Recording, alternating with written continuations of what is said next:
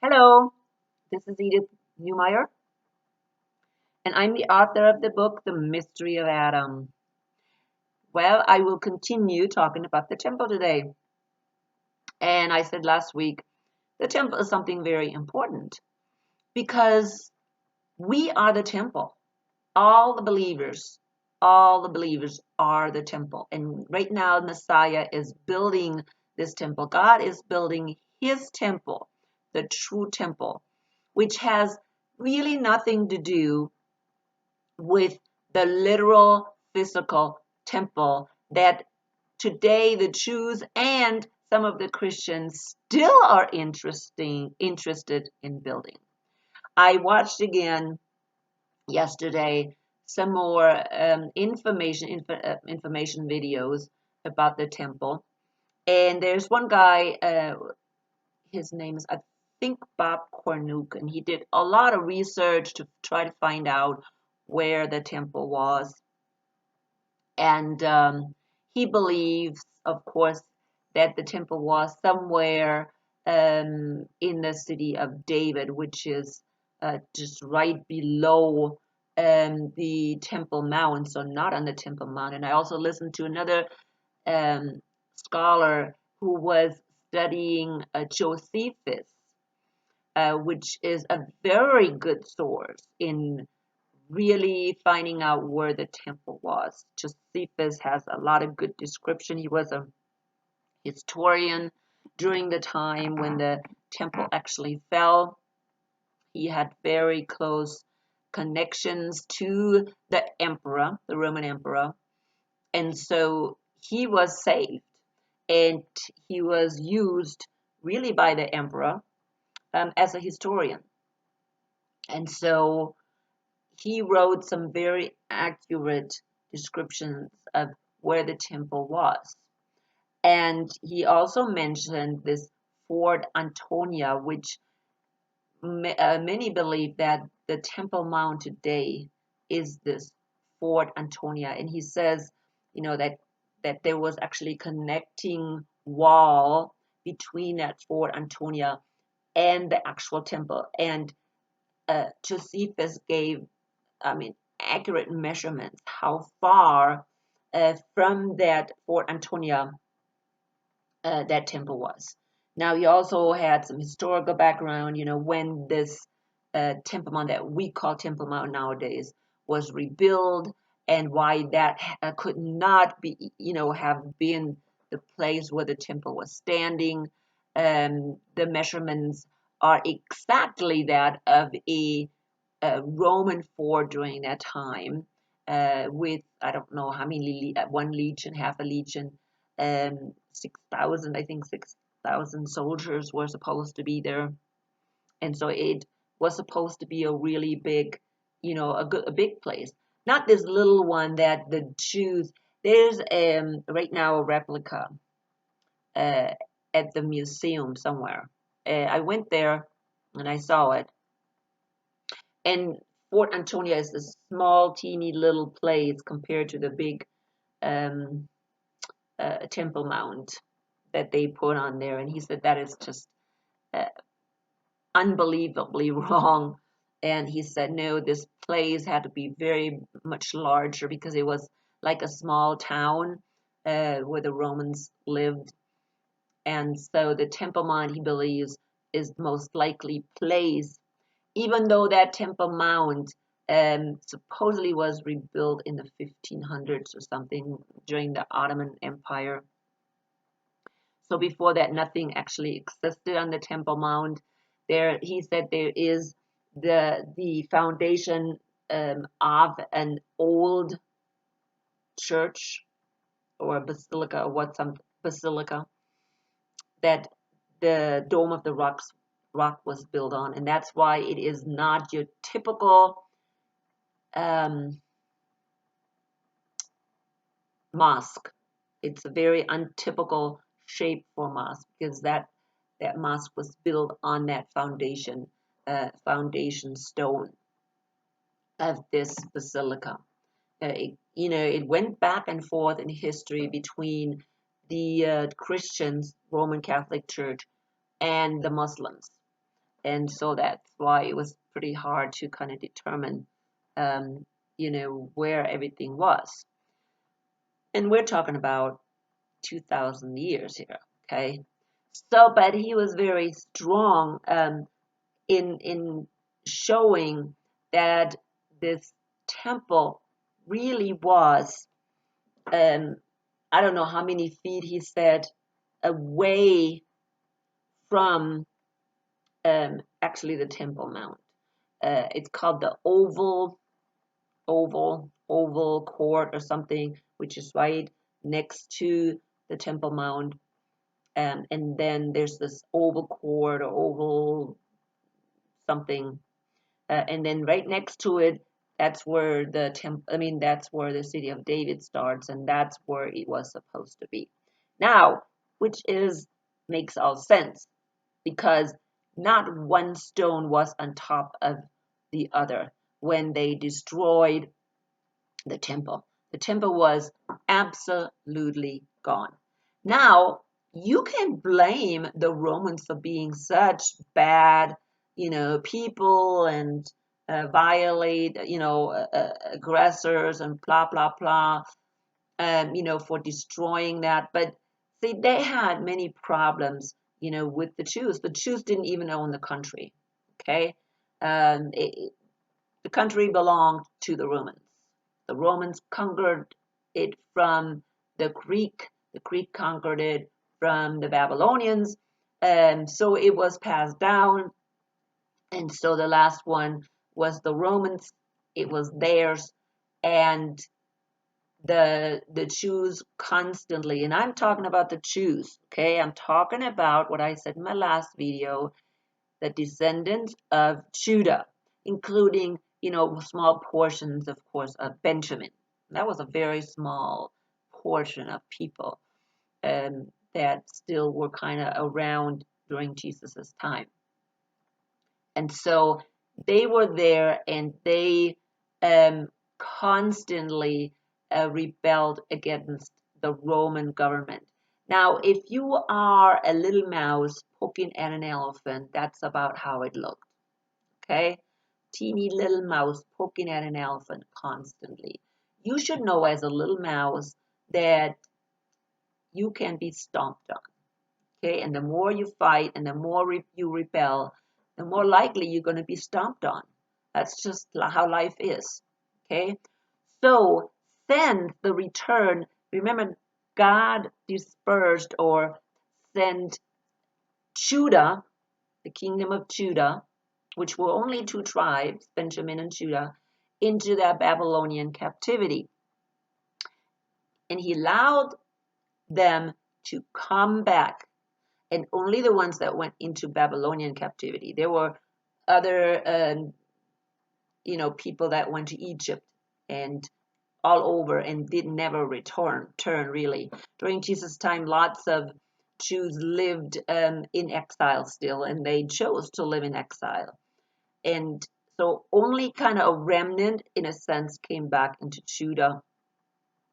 After, 60, after, I don't know how many years they were in Babylon. So they could return 70 years, I believe. I don't remember. But so they could return. However, that does not mean they owned the country, people.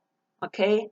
They were still subjects to the Babylonians, and then later, the Persians and the Greek, and then the Romans. They were still subjects to these empires. Okay, they were never independent, never. They never made it to any independency. So, in other words, they were tolerated. Okay, they were tolerated in the land, and yet they constantly try to, rebel and rebel and rebel.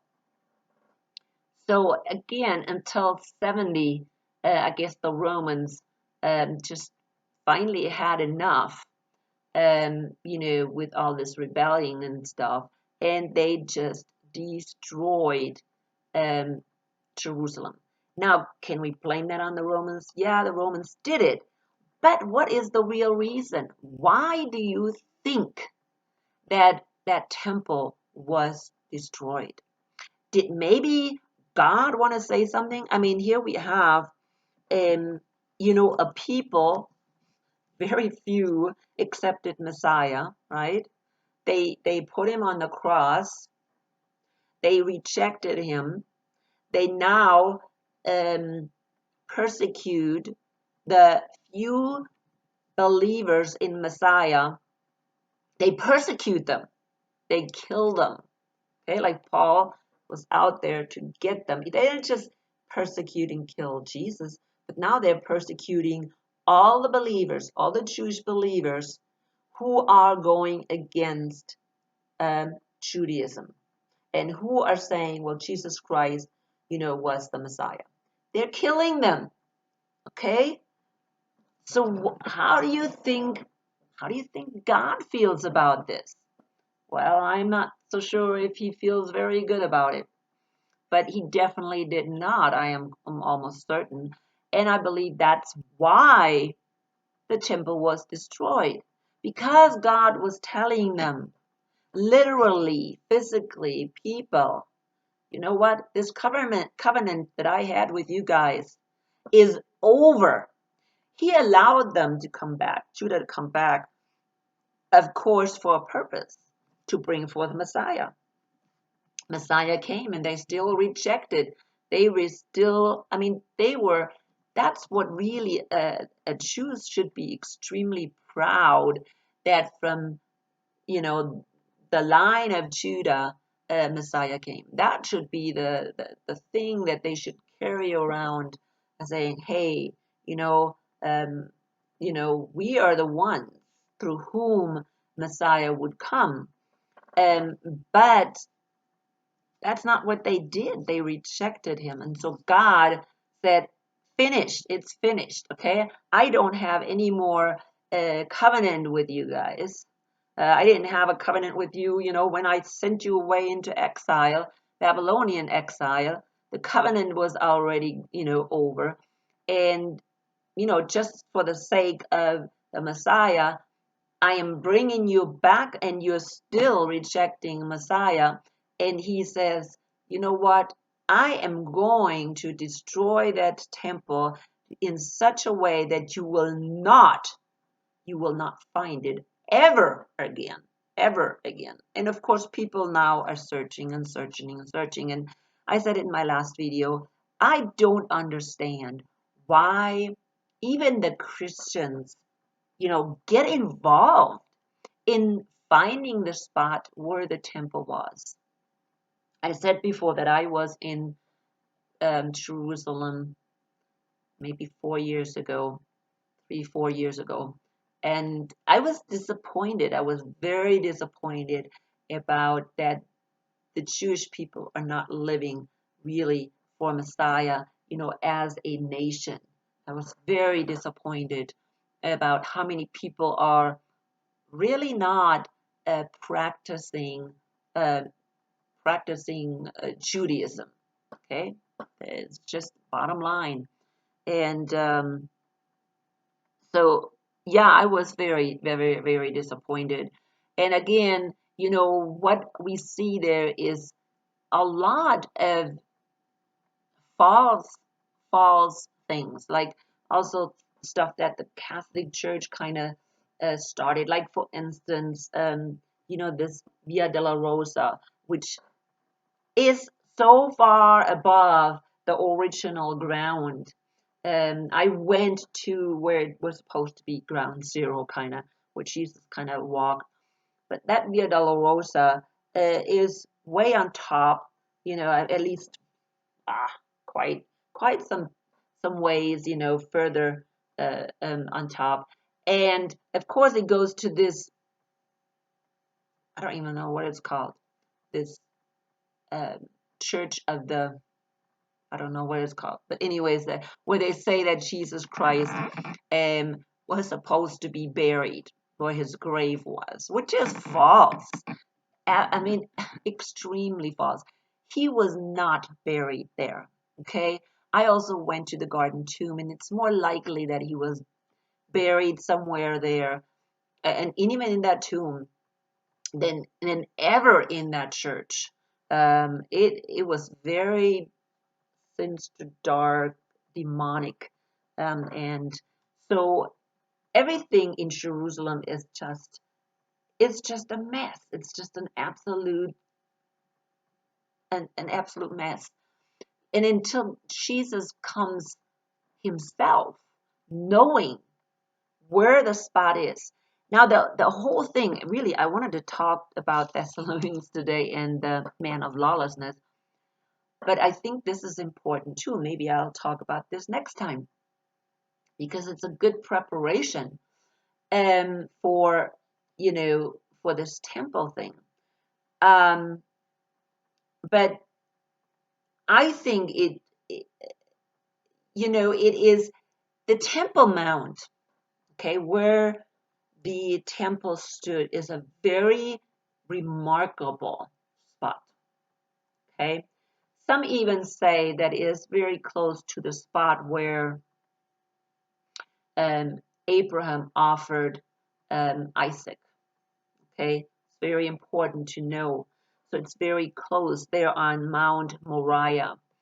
Um, we know that um, David acquired a field, a threshing field, um, where God showed him where the spot was, where, this sacred spot is, where God wanted to have his temple.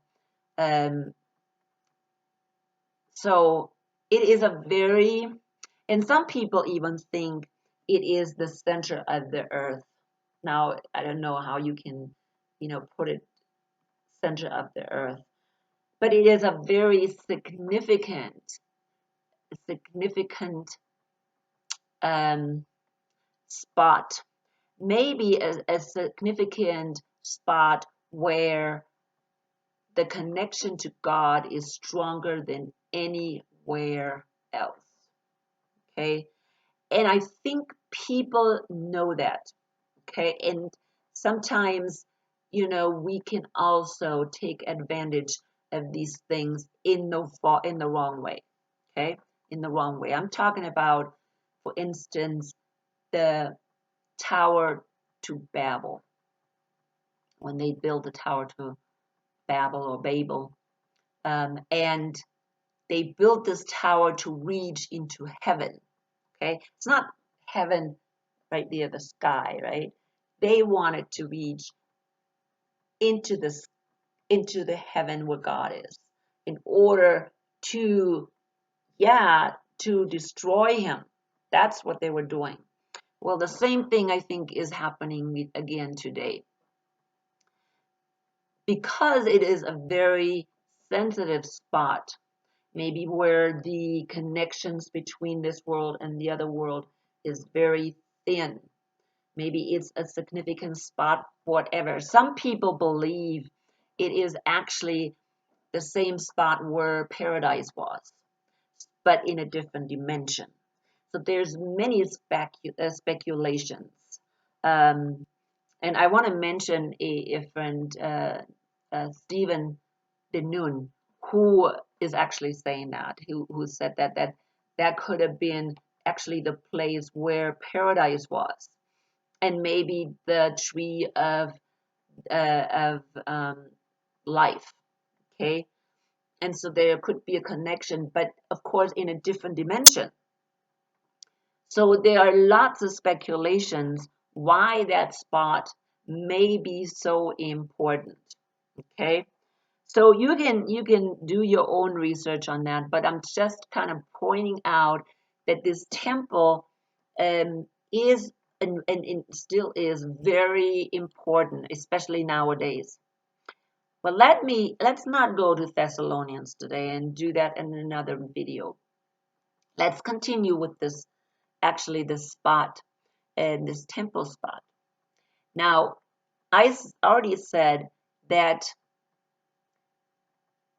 the Temple Mount, not the Temple Mount, the Garden Tomb is more likely the spot where Jesus was buried than the that church. Okay, and close to the Temple Mount, there is this thing called a skull. You know, they called it the hill of the skulls or something like that, where Jesus was buried. And there was a guy, and his name was Ron Wyatt, and you can look these things up. Ron Wyatt, and he has died already. But in the 70s, he was digging, and I don't know, how much proof there is, but they have video footage and everything. And this Ron Wyatt, he was digging there because he had this almost like a vision. He was standing there in Jerusalem looking at this uh, skull, right? And he's saying, this is where Jeremiah's grotto is. And Jeremiah's grotto is the place where people believed that the Ark of Covenant was buried. See, when the Israelites or the Jews went into captivity in Babylon, or let's say before they went into captivity, the Babylonians came and destroyed the city and took everything out of the temple. And they said that just before the Babylonians came in, there was a siege, and so they knew they were coming. They had time, and Jeremiah was the one who took the Ark of the Covenant and took it out of the temple and hid it in a cave. Okay? And that cave, they believe, was within the city walls or the siege walls around the city.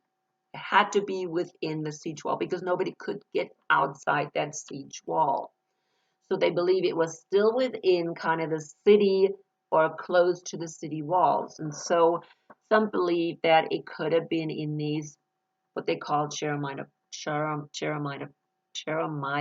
Kratos, okay, or caves. And so he looked at, and we know that when Jesus was, crucified, he was crucified just outside the city gate, okay? And of course, he was buried close to a garden. There was a garden tomb close to where he was crucified. And so when this Ron Wyatt saw that, he says, that's where the Ark of the Covenant is. So he dug um, right in that area where the garden tomb was, and he supposedly made it all the way down into these caverns, and found a big room, where he said that the Ark of the Covenant was um, hidden. Okay, was hidden. Now, something else he found. He found also that that room was under, and he said he found it, okay, under the place where supposedly Jesus was crucified. He said he could find some uh, uh, square um, moldings where the um, the cross was on top. And he said that there was also a crack because of that earthquake when Jesus died. There was this crack, and he could still see the crack, and he saw that the blood went down into that crack. And he said that he found blood on top of this Ark of the Covenant.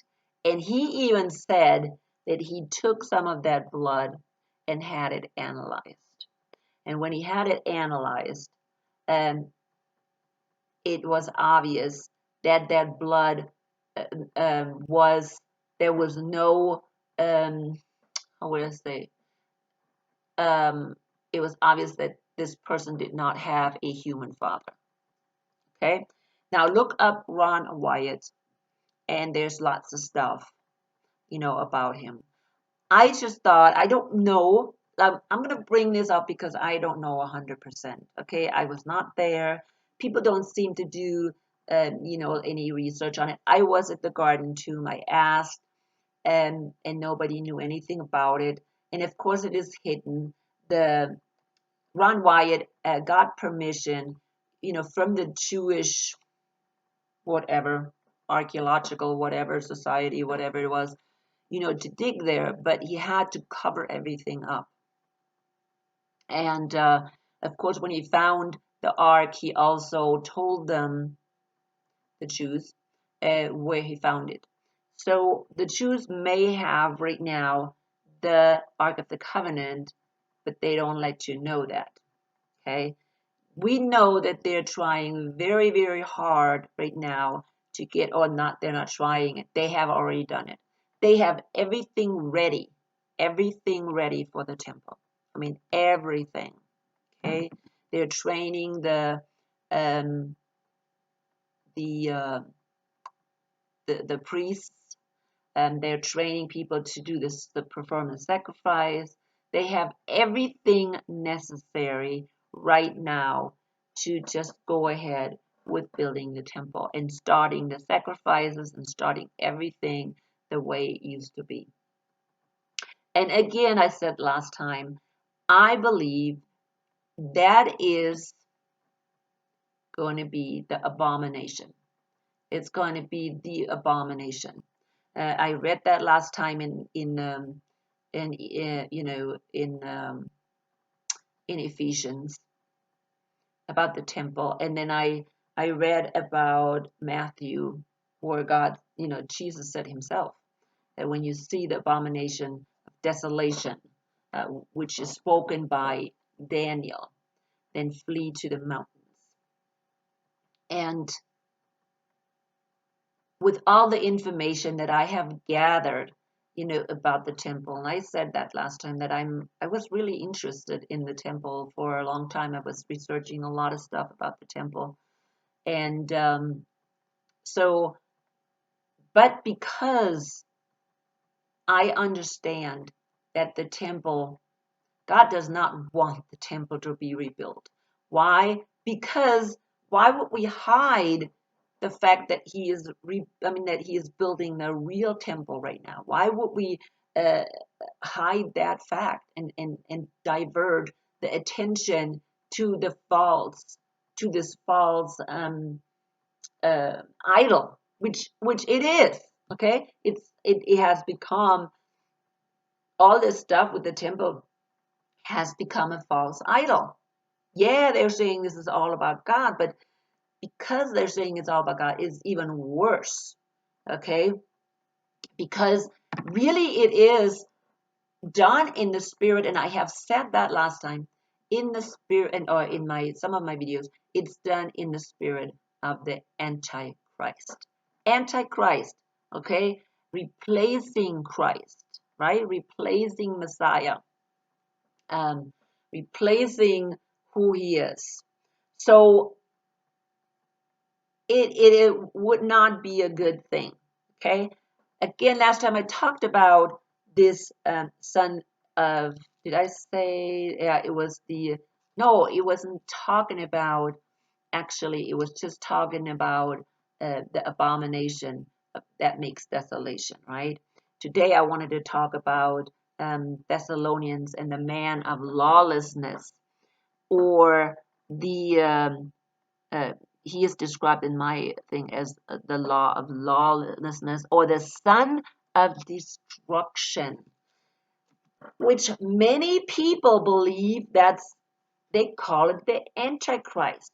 But there is no indication that this, of course, is what an Antichrist. But John is saying there's many Antichrists, and there will be many Antichrists. But yes, again, rebuilding that temple would be definitely in the spirit of the Antichrist. And in my next video, I will really talk about Thessalonians right away. Um, but today I'm going to come to the end. I think this information is very important too. People need to know it. Again, do some research about where Jesus was buried, because that's important too. Because that point is very, the Temple Mount and the spot where the Temple Mount actually is very, very, very significant. Okay, very significant. And of course, I was talking about, where Jesus was born, because there is so much confusion going on in Jerusalem, that we really, really cannot go ahead and just build things, and because people are taking advantage of it. Okay, they will take advantage of it. And and they will use the Jews, unfortunately, to do something pretty bad. But again, if they don't wake up, they're lost anyways. Okay, they are lost. And if you are a Jew who believe in the Messiah, then be careful. I'm just telling you that much. Be careful. If you live in Jerusalem, if you live in Israel, I would really consider leaving. I would not, there's so many people that say, oh, the Jews need to go back to Jerusalem. I am saying no, no. I would say no, don't go back, because God is not done with Jerusalem. God is not done with Israel. God is not done with the Jews. And, um, I want Jews to come to believing in their Messiah and in becoming, part of the kingdom, part of what did I say last time? Um, the commonwealth, of Israel. Because you know what? Just because you are a Jew and you're born a Jew does not mean you are part of Israel. Does not mean. And Paul says that all the time. Why? Because if you're not a believer in Messiah, or part of God's plan, don't expect to be saved. Don't expect to be part of Israel. Because that was the main thing about Israel, is that Israel was a believer. Esau was not a believer. Okay? Esau was not a believer, and Israel was a believer. Okay? Um, so please don't be fooled. I will finish up, and my next video will be on Thessalonians for sure. Okay? Do your research and leave your comments, and I will talk to you another time.